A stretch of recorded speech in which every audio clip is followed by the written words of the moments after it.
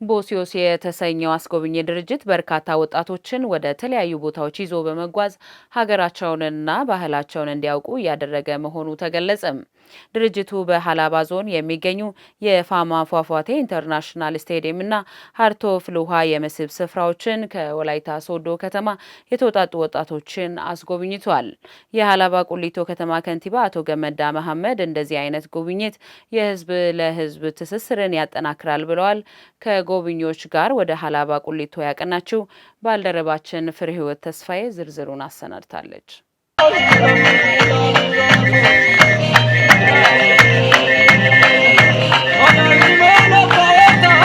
በሀገራችን በርካታ የቱሪዝም መዳረሻዎች አሉ። እነዚህን የሚያስጎበኙ ተቋማት ደግሞ መስህቦቹን ለዓለም አቀፍ ሀገራት ከማስተዋወቅ አኳያ ትልቅ ድርሻ አላቸው። ቦሲዮስ የተሰኘው አስጎበኚ ድርጅት በወላይታ ሶዶ ከተማ የሚገኝ ሲሆን ወላይታ ዞንን ጨምሮ በሌሎች አካባቢዎች ያሉ ታሪካዊና ተፈጥሯዊ መስህብ ስፍራዎችን በማስተዋወቅ ላይ ይገኛል። ድርጅቱ በርካታ ወጣቶችን ወደ ተለያዩ የቱሪስት ስፍራዎች ይዞ በመጓዝ ሀገራቸውንና ባህላቸውን እንዲያውቁ እያደረገ መሆኑን የተናገሩት ደግሞ በሀላባ የሚገኙ የመስህብ ስፍራዎችን ለመጎብኘት ከወላይታ ወደ ስፍራው ያቀኑ ወጣቶች ናቸው።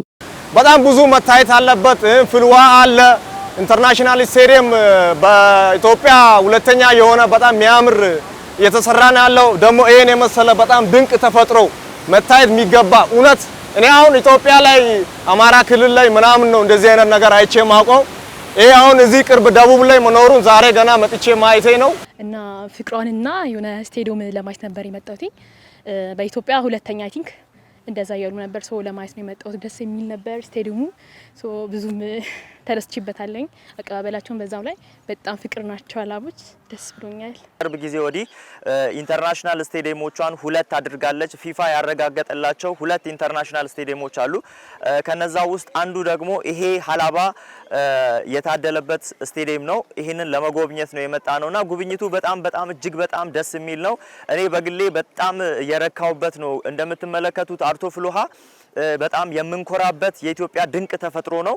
ይሄንን ማየት በመቻላችን እድለኞች ነን። እንደዚህ ያለ ተፈጥሮ ስላለንም በጣም እድለኞች እንደሆነን ነው የሚሰማኝ። ከኔ ጋርም የመጡ ለመጎብኘት የመጡት ወንዱም ሴቱም በጣም ደስ ብሎት እንደጎበኘ እየገለጸ ያለበት ሁኔታ ነው ያለው። ሌላው ሀላባ ላይ ፋማ ፏፏቴም በጣም የሚገርም ነው። ወደ 30 ሜትር ስፋት ያለው በጣም የሚገርም ድምጹ አስፈሪ የሆነ እዛ የእንኳን ደህና መጣችሁ መልእክት በማስተላለፍ በደስታ የተቀበላቸው የሀላባ ቁሊቶ ከተማ ከንቲባ አቶ ገመዳ መሐመድ እንደነዚህ አይነት ጉብኝት የህዝብ ለህዝብ ትስስርን ያጠናክራል ብለዋል።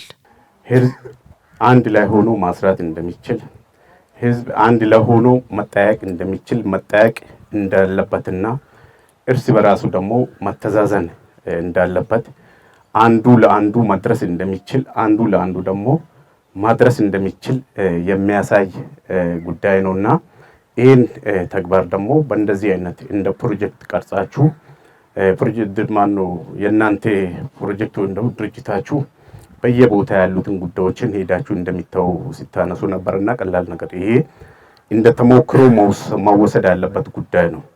በየአካባቢ በተለያየ መልክ የሚነሱ ጉዳዮች አሉ። የተለያዩ ጥያቄዎች አሉ። የተለያዩ አላስፈላጊ የሆኑ ነገሮችም አሉ። ይሄን ማስተካከል የሚችለው ይሄን ሰብሰብ ማድረግ የሚችለው እንደዚህ አይነት ግንኙነቶች ተጠናክሮ ሲቀጥሉ ነው።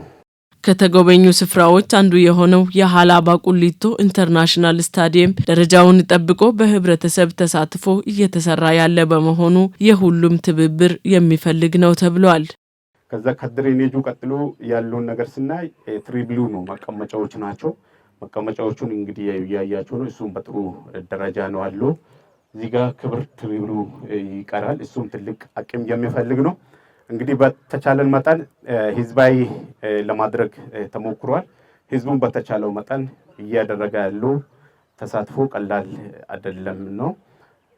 ከውጭም ከውስጥም ውጪ ላይ ያሉ የሀላባ ወዳጅም የሀላባ ተወላጅም በተለያየ ዓለም ደረጃ ላይ የሚኖሩ አካላት አሉ። እነሱ ሁላቸውም በተቻለ መጠን የሚያደርጉት ተሳትፎ ቀላል አይደለም። ሌሎች አካባቢ ላይ ኢትዮጵያ ውስጥ የሚኖሩ በተለያየ ክልል አካባቢ ላይ ያሉት ልክ እንደናንተም እንደዚህ እየመጡ የራሳቸውን አስተዋጽኦ ከማድረግ አንፃር በጣም ደስ የሚል ነገር ነው ያለው። እናንተም ደግሞ ዛሬ በተቻላችሁ መጠን የቻልነውን ያህል ተሳትፎ ማድረግ አለብን በሚል ወደ 3000 አካባቢ የራሳችሁን ተሳትፎ አድርጋችኋል። በዚህ ተሳትፏችሁ ደግሞ እንደ ከተማ አስተዳደር በጣም ነው የሚያመሰግናችሁ። ይህ ተሳትፏችን ተጠናክሮ መቀጠል መቻል አለበት። ሀላባ ስቴዲየም ግንባታ ላይ እንዳለ ይታወቃል። እኛ እንደ ድርጅት ቦሲዮስ ቱር ኤንድ ትራቭል እንደ ድርጅት ኢትዮጵያዊ ልማቶች ላይ መሳተፍ ግዴታችን የውዴታ ግዴታችን እንደሆነ ስለምናምን ለሀላባ የኢንተርናሽናል ስቴዲየም የራሳችንን ኮንትሪቢዩት ማድረግ ይኖርብናል ብለን በማመን ትንሽም ቢሆን የራሳችንን ኮንትሪቢዩሽን ለሀላባ ከተማ ከንቲባ ስናስረክብ ነበር ቅድም እንዳያችሁት። ስለዚህ ይሄ ስቴዲየምም ወደፊት መሳለጥ አለበት። አሁን የሳር ንጣፍ ተነጥፎለታል። ወደፊት ደግሞ በዙሪያው ያሉ መቀመጫዎች መገንባት አለባቸው። በጣም ብዙ ገንዘብ ነው የሚያስፈልገው። ሁሉም ሰው በዚህ መረባረብ እንዳለበት በዚሁ አጋጣሚ ማሳሰብ ፈልጋለሁ። አስጎበኚ ድርጅቶች በሀገራችን ያሉ መስህብ ስፍራዎችን በማስጎበኘት ትውልድ የሀገሪቱን ወግ ባህልና የቱሪዝም መዳረሻዎችን እንዲያውቅ እድል የሚፈጥር መሆኑ ተመላክቷል።